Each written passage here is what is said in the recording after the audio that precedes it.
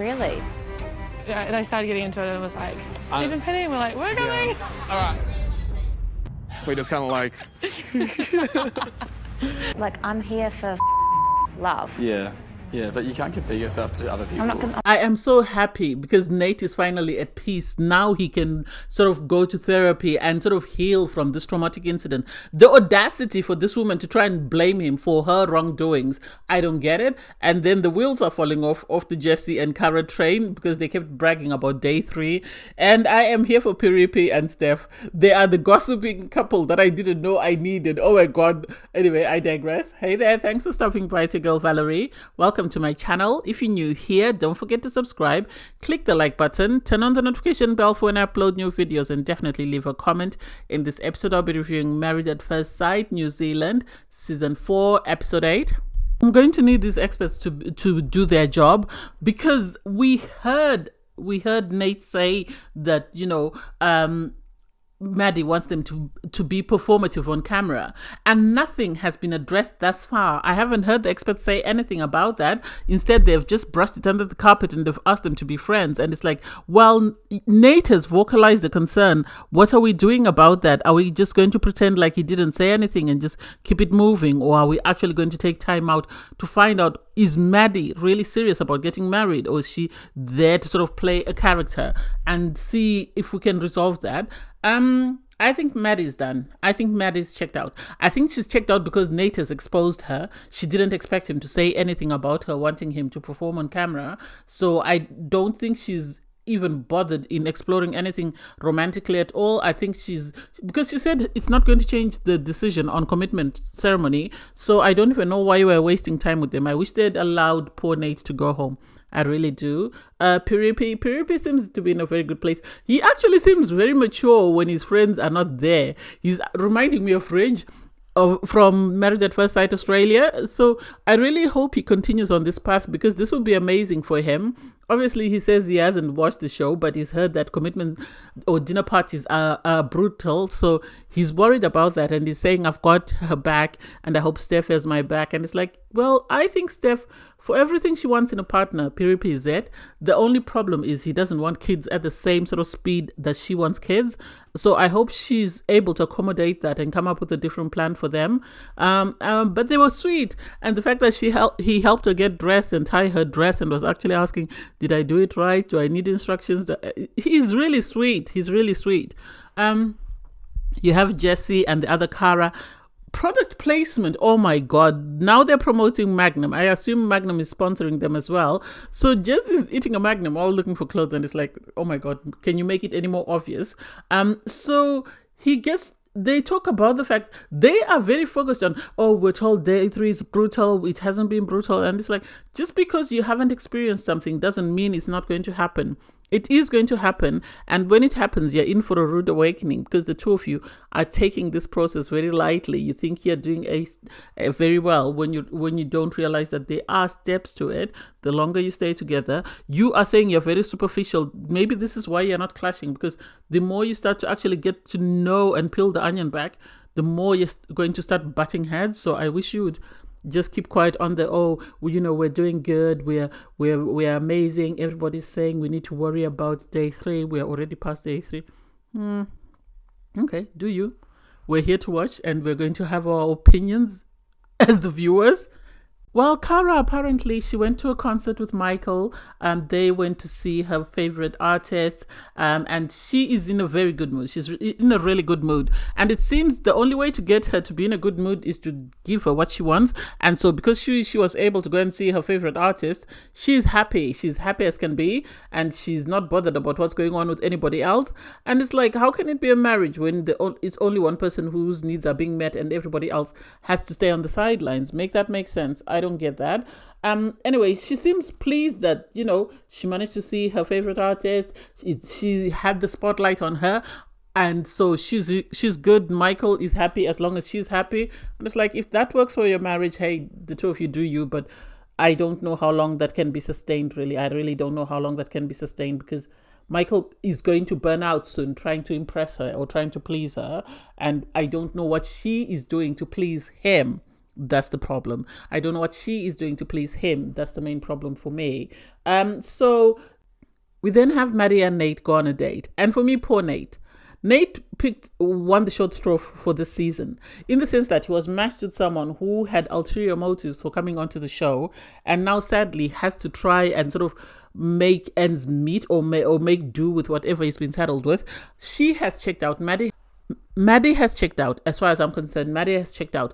I don't think she's still interested in this marriage. I think she's going to do whatever it takes to stay on the show for as long as she can. But otherwise, she's checked out. The minute she realizes that everybody has seen her through her BS, she's going to check out. You had James and Sam. James and Sam are in paradise.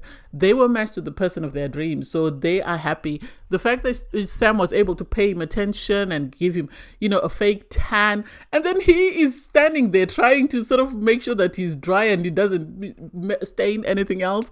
And when she told him his socks gave her the ache the way he was wearing her, he quickly tried to adjust them that way, he doesn't upset. And I like how they complement each other. It's not a competition of, oh, I want my light to shine. They're just doing the two of them and that's it. They're happy. And oh, this is good. I really love it for them. You have all the couples get ready for the night. And you have Piripi and Steph saying, okay, we've had a conversation and we are going to be team us and we're going to mind our business more or less. And we're not involving ourselves in anybody else's mess. James and Sam, they're happy. They're not going to be in the drama. I think the drama is either going to be Cara and Jesse and Cara and Michael. Maddie obviously always wants attention, so that's a given. So the couple start arriving for the dinner party, and first to arrive are James and Sam.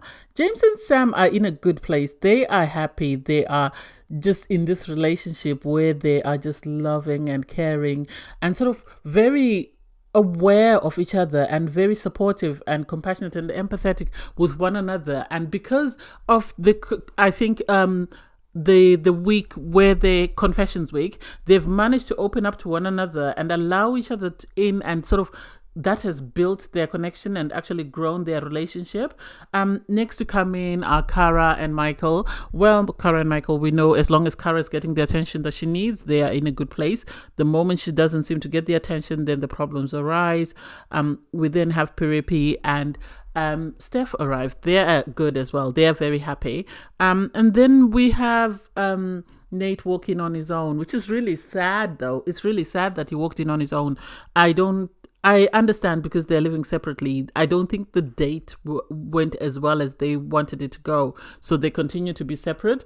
And everyone is concerned and is asking questions. What happened? Why are you on your own? And I guess the guys sort of know how much Nate really wanted to get married, because he said, it's really hard watching everybody else get what they asked for and you don't, and you still have to try and sort of put on a brave face. And I really feel sorry for him. I wish the experts had addressed the issue, which was the fact that she wanted to be performative. She wanted to behave a certain way on camera. And had they addressed this, then things would have been okay. But the fact that they didn't address this, I think this is one of the stumbling blocks that these two have as a couple. You then have Jess and Cara walking, and they're still going on about day 3. I have a feeling they're going to explode. I have a feeling there's going to be a big fallout, because the way they're minimizing day 3 and keep referencing to it shows me that something is going to come up. Because on Married at First Sight, the moment people continue to talk about something, know that something is about to happen, and when it happens, all hell is going to break loose. So I can't wait to see what really happened with that day 3 confession. They talk about the toothbrush and are very vague because people want to know exactly what's happened. When she arrives, Maddie pretends to be victim. I think she thought maybe Nate had told everybody that she wanted them to perform on camera. This is why she had the waterworks and was sort of trying to sort of come across as, oh, poor me. I wish he had been vindictive, but he wasn't. He was very honest. Even John commended him for not throwing Maddie under the bus, because he could have easily have come in and said, we're struggling because Maddie wants us to only talk when you're on camera. When you're not on camera, she doesn't want us to talk or do anything. But he was a gentleman and he didn't throw her under the bus and just spoke about the issues that they were having, which I really liked. Anyway, everybody comes around to the dinner table.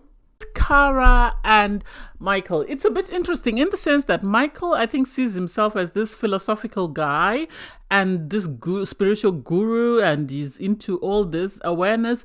And so he was they were having this conversation because the other couple, Piripi, was saying, I've really opened up to Steph this week. It has really helped us as a couple. It has really helped us grow.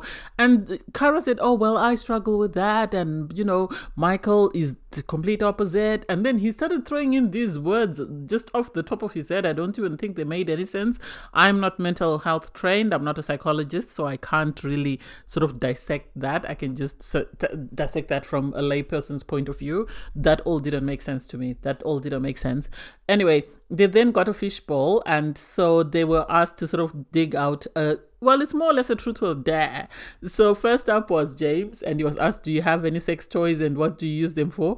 And the fact that he had the audacity I thought he would be embarrassed. He answered, he had a ring, he's got a ring.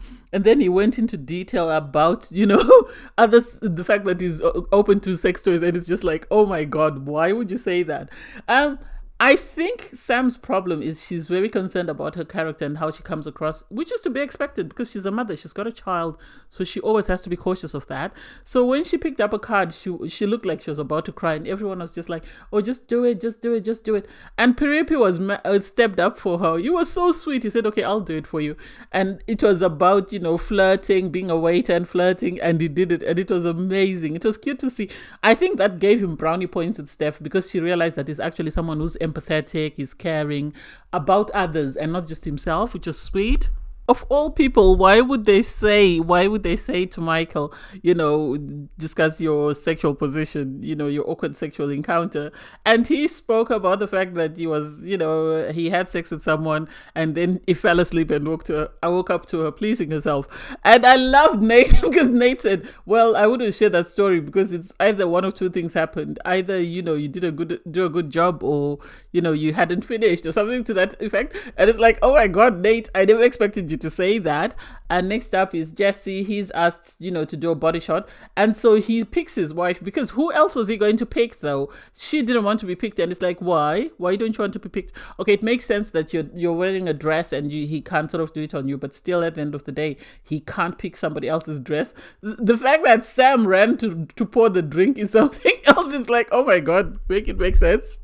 So you have Nate and Maddie go out to talk because obviously he picks up a card that says, are you the right person for your partner? And he says, no, I'm not, because I think she deserves better. And we've all seen how much they've struggled. They really have struggled. So I'm not surprised that he thinks that he's not good enough for her. And I'm not surprised that they've decided that maybe they need to pack up and go home.